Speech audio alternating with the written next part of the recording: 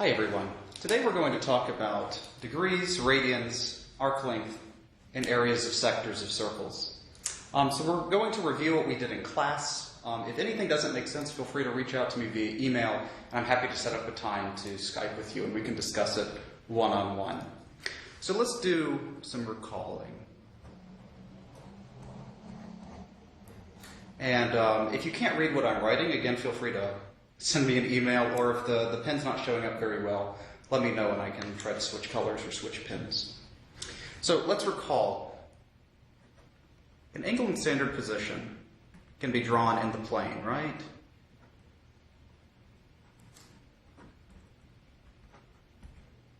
So we draw a nice little Cartesian plane.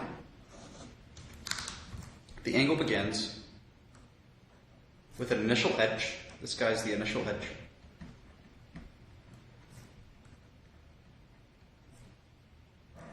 And it finishes somewhere here. Here's our angle theta. This edge, it's called the terminal edge.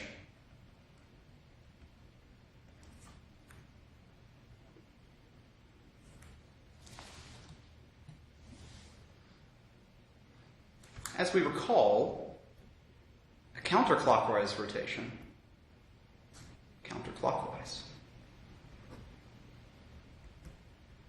rotation implies that theta is positive. And a clockwise rotation means that theta is going to be negative. So here in our example, because we rotated counterclockwise, this angle theta would be positive. So let's look at an example. Sketch. Theta equals negative 60 degrees in standard position.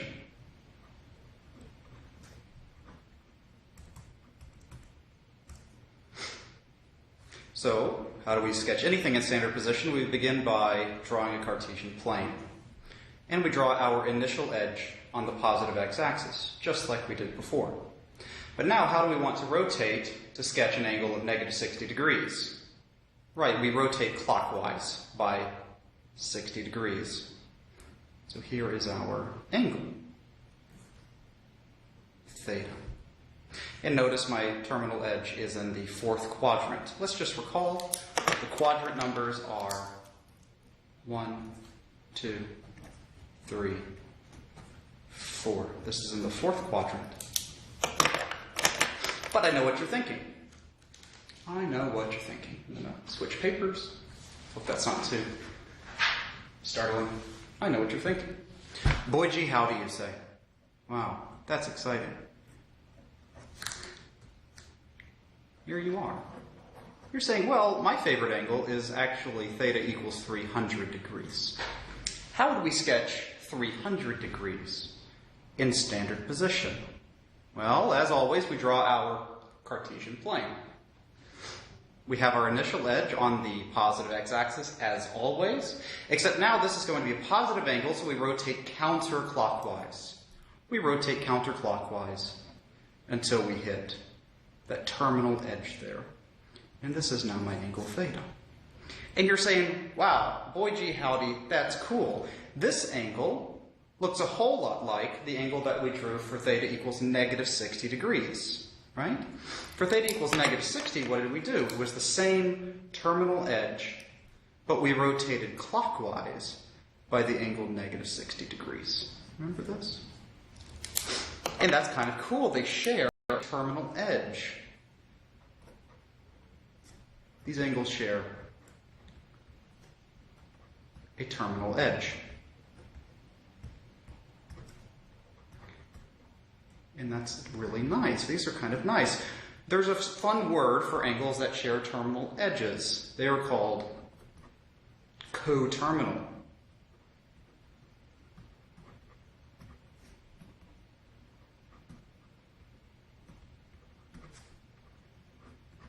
Oops, I don't know how to spell. Spelling's hard. These are called coterminal angles. So what's the difference between negative 60 degrees and 300 degrees? Well, we know that they share the same edge, but one is obtained by rotating clockwise in standard position. The other one is obtained by rotating counterclockwise in standard position. So formally, in general, when are two angles going to be coterminal? Maybe theta and phi are coterminal. If our angle phi can be written as theta, but then we need to add some integer multiple of 360 degrees. And I know that this looks scary, but all that this is saying is that we start off with our initial angle theta, and we add some number of rotations, full rotations of 360 degrees. And this is for some n element z. And let's recall what this means. This fancy symbol means element of, or n. And this beautiful z means the integers. So all that this says is that two angles, theta and phi, are coterminal if phi is equal to theta plus some number of rotations of 360 degrees, where n, the number of rotations, is an integer. So we have an integer number of rotations. Yeah? So let me work out an example. Switch papers. All right, let's look at our example. Let's go back. So we claimed that 300 degrees is coterminal to negative 60 degrees. And indeed, if I add 360 degrees times 1, we see that 300 degrees is negative 60 plus 360 degrees, which means that these things are coterminal.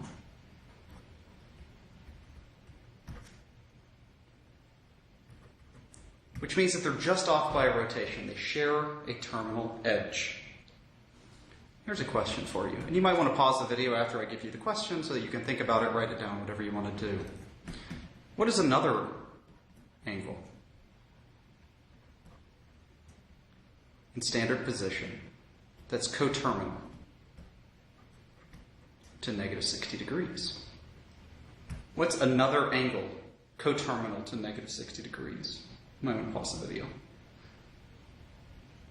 So one of them is going to be theta equals negative 420 degrees. Why is this?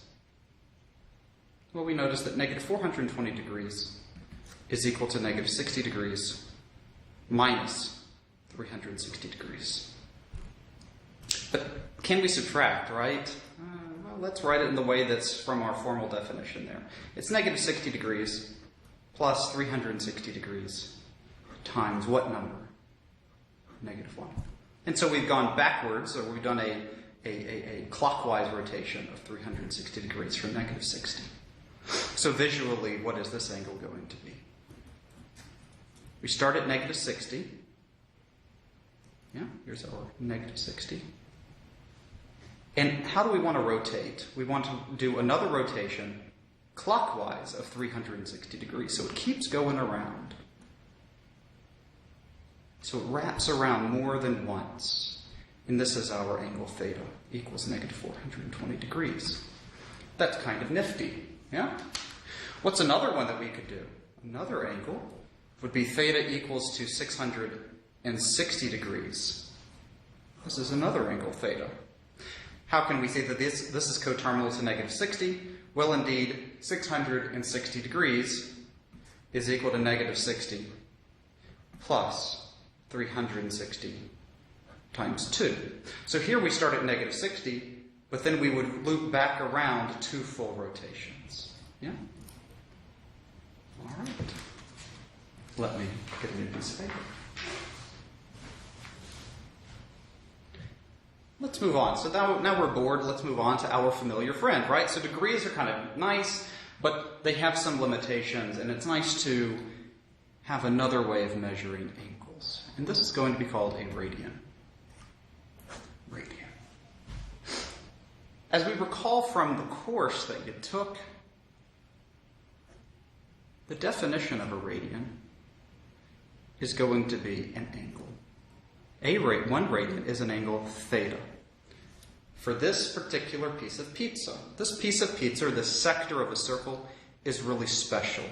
So these lines here this is a sector of a circle, so these two distances are the same, maybe some number r.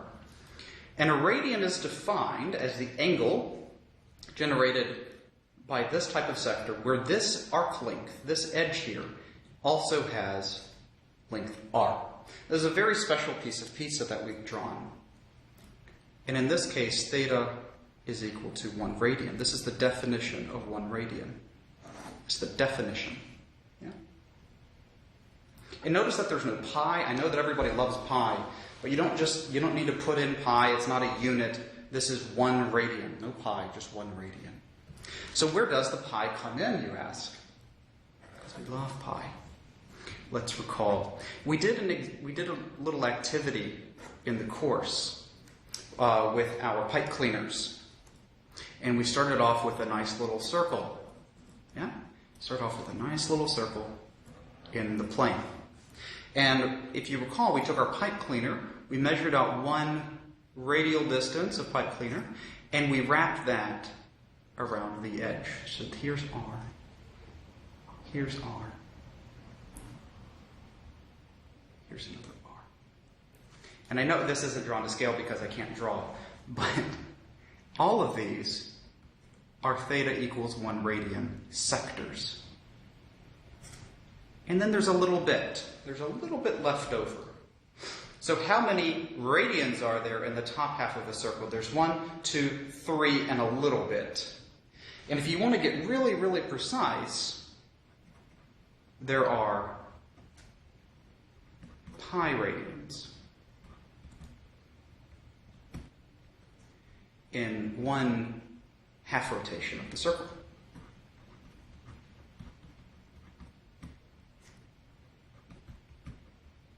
There are pi radians in 1 half rotation of the circle. So a nice conversion that we're going to use is that pi radians is equal to 180 degrees, or if you prefer, 2 pi radians is equal to 360 degrees. So there are pi radians in 1 half rotation, which is 180 degrees, that's the top half of a circle, and there are 2 pi radians in 360 degrees, which is a full counterclockwise rotation. And we're going to use these. These are super cool. These are super fun. All right. So let's do some examples. Let's convert. Let's say 30 degrees to radians. How do we do this? Well, we know that we're going to start with 30 degrees. We want to end up with radians. What do we need to multiply by? We need to multiply by a fun 1. What 1 do we want to multiply? And let's use the fact that these two are equal. Let's use the fact that these two are equal, right? Well, I want to murder my degree symbol, so let me put 180 degrees on the bottom. And let me put my pi radians on top, right? So now with this, 30 degrees divided by 180 degrees, the degrees kind of cancel. What are we left with now? What's 30 divided by 180? That's 1/6 times pi is pi over 6 radians.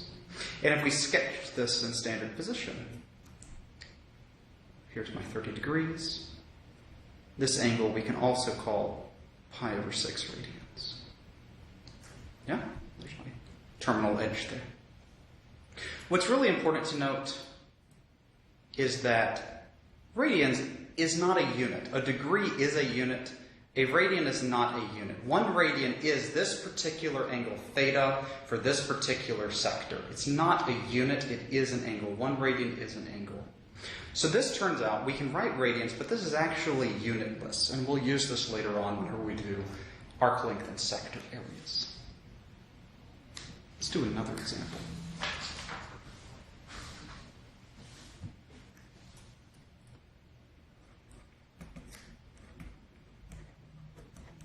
Convert 5 pi over 3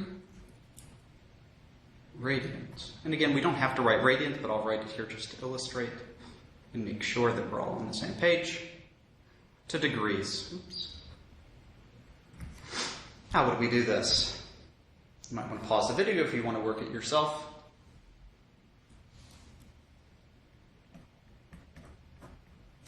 So, here's my radian. What do I want? At the end of the day, I want a degree. So I need something that murders radians. So I need to multiply by a 1. What 1 do I want? In the bottom, I want radians, so maybe pi radians. And how many degrees are there in pi radians? There are 180 degrees. So what do I get by multiplying 5 pi over 3 times 180 degrees over pi? The radians murder each other. What do we get?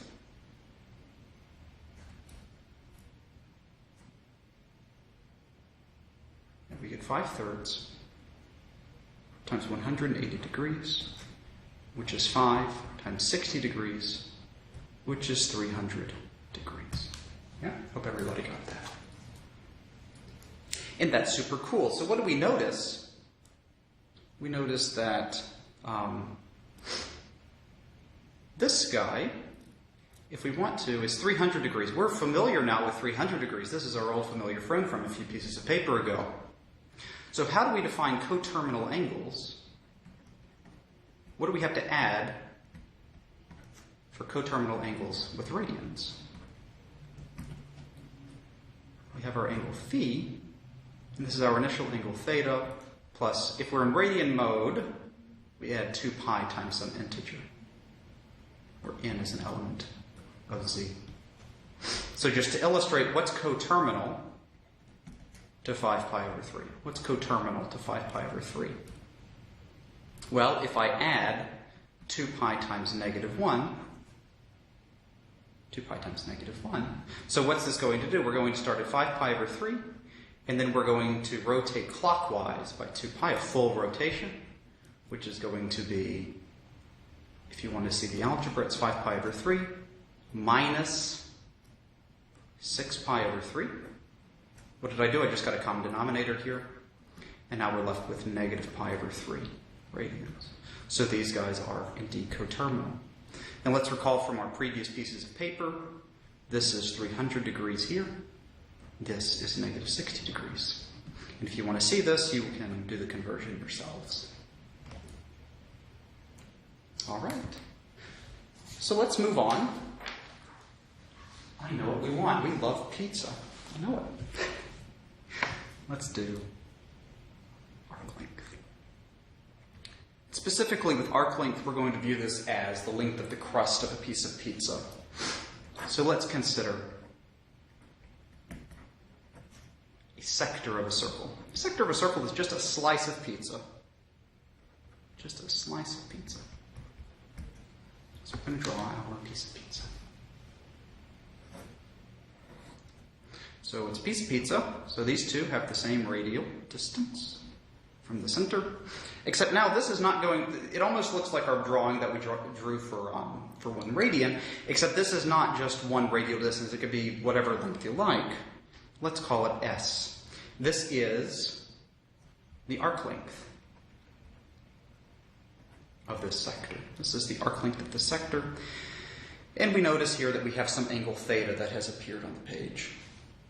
What's important for this formula that we're going to derive is that theta must be measured in radians. Must be in radians. If you use degrees, you'll need a different formula. So the formula that we'll have requires that theta is in radians, and theta is called the central angle of this sector. This is the central angle of this sector. So we know that this is some piece of some larger circle here. Do you see that larger circle? It's just a piece of a giant piece of pizza, a giant pizza. So this is a piece of a circle. So the question is, what fraction of the circle do we have? What fraction of the circle do we have?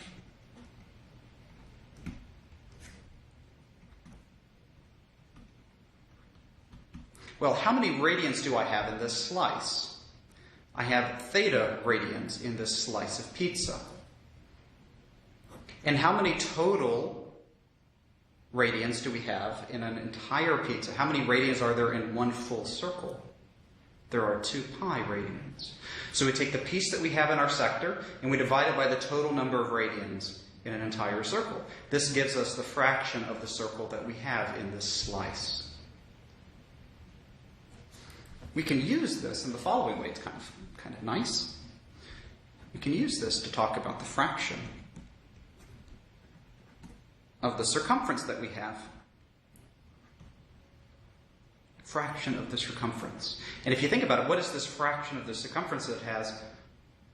Boy gee howdy, that is the arc length that we're looking for. This is the arc length. So the fraction of the circumference that we have in this slice of pizza up here is s. Well, it's the fraction of the circle, which is theta divided by 2 pi, times the circumference of the circle.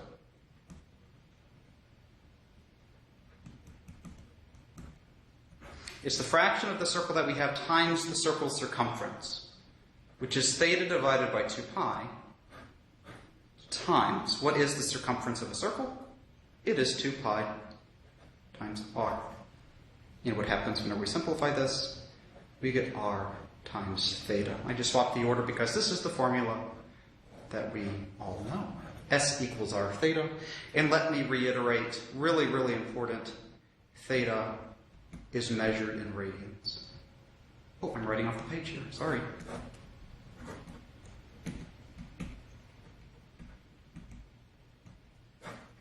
That's very, very important. All right, so let's do an example. Let's do an example.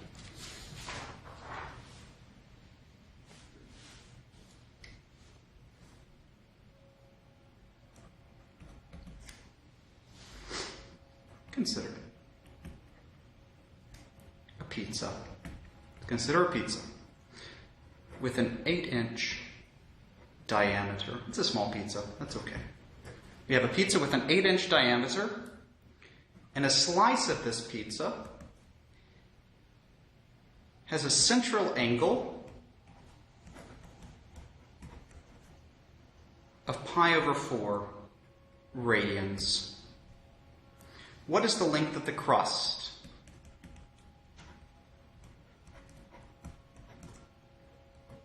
Of this slice of pizza? What's the length of the crust of this slice of pizza? You might want to pause if you want to work the problem yourself. Well, what's the formula that we want? The length of the crust, that's the arc length, right? That's the arc length of this sector. A slice is a sector of the corresponding pizza circle. So we want to use the formula S equals R times theta.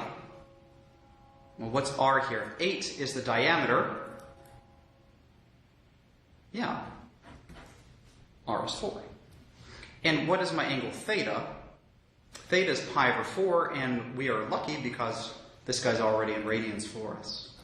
So we get pi over 4. And what happens? Whenever we multiply these two, we're just left with pi. But what's the unit here? What's left over? This is 4 inches. This is pi over 4. This is unitless. This is where we're going to use the fact that radians are unitless.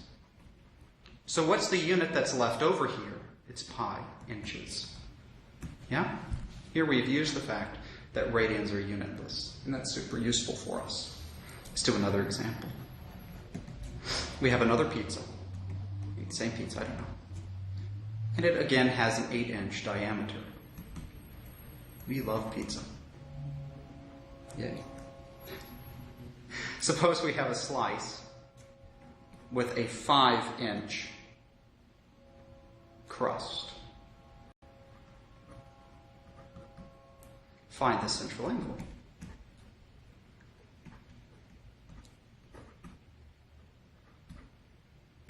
You might want to pause the video and try to work it.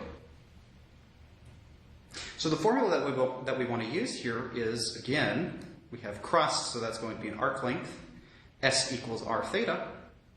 Except this time I've given you the diameter is 8, so that means that r is 4. 4 times theta is equal to, and the slice has 5 inches of crust, that's my arc length. So can we solve for theta now? Absolutely. Theta is equal to 5/4 radians. And notice here, there is no pi. Don't just put a pi on your piece of paper just because you think, the world is a richer place if we have more pi. It's just 5/4 radians. That's the answer. There's no pi on the paper, and that's okay. The answer is just 5/4 radians.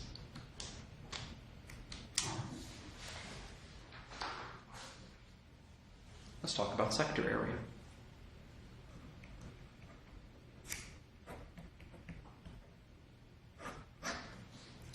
So for the sector area, so let's draw our familiar friend again, our slice of pizza, RR.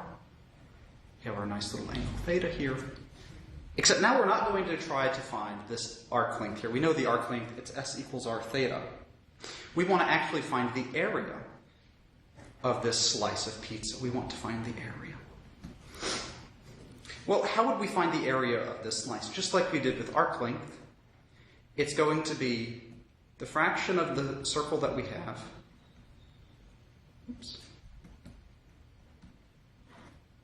Times the total area of the circle, just like we did with the arc length formula. It's the fraction of the circle that we have times the area of the circle. That gives us the area that we have. Well, what's the fraction of the circle that we have? Just like in arc length, we have theta radians. And how many total radians are there in a circle? There are 2 pi of them. And what's the area of a circle? That's pi r squared. And if we simplify this, pi's and pi cancel. We're left with 1/2. This is our A, theta r squared. And that's the formula for the area of a sector of a circle. And again, what's really, really important here, just like arc length, is that theta is in radians. The formula that we have here, theta must be in radians. So if the problem does not give you theta in radians, what must you do? You must convert it to radians. If it gives you degrees, you must convert to radians. Must. If you don't, you will get it wrong, unfortunately. All right, let's do a couple of examples.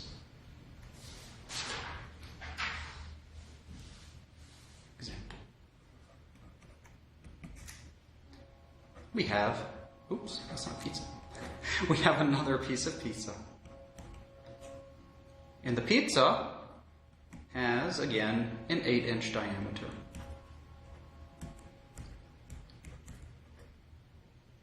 Yum. We have another slice. We have a slice of pizza with 60 degrees central angle.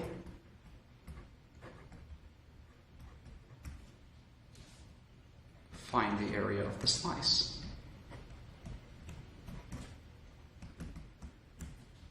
You might want to pause and work it.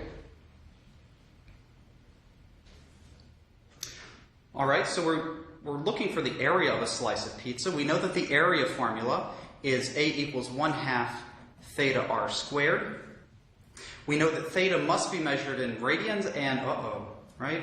We have an issue. We need to convert. Because theta must be in radians. That is super, super important. Theta must be in radians. Right? So we need to convert. What's 60 degrees in radians? We need to multiply it by something, don't we? I need pi radians up top. I need 180 degrees on the bottom. The degrees cancel. 60 divided by 180 is 1/3. I'm left with pi over 3 radians. And that's what we're going to use for theta. So now A is equal to 1/2. My theta is pi over 3. My radius, what's my radius? Well, the diameter is 8, so the radius is 4 squared. And what am I left with? 8 pi over 3. But what are the units? What are the units that we're dealing with? Theta is in radians. Radians are unitless. R is in inches, so this is inches squared. Sorry about the train if you could hear that.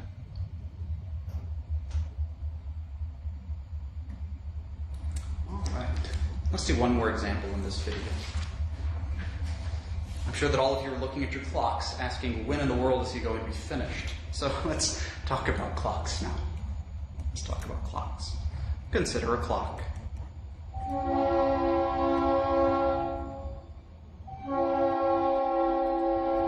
With a 5-inch minute hand.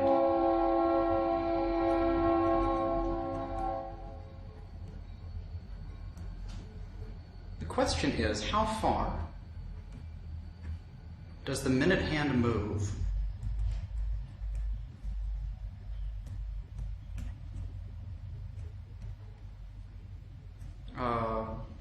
oops, sorry, there's a mistake on my part. How far does the tip of the minute hand? How far does the tip of the minute hand move in 20 minutes? How far does the tip of the minute hand move in 20 minutes? So here's our friendly clock. The minute hand, it doesn't matter where you put it. Maybe the minute hand is here. And this is, of course, 5 inches. And 20 minutes later, maybe it's down here. Here's 5 inches again. The question is, how far does it move? What question are we asking? How far does the tip of the minute hand move?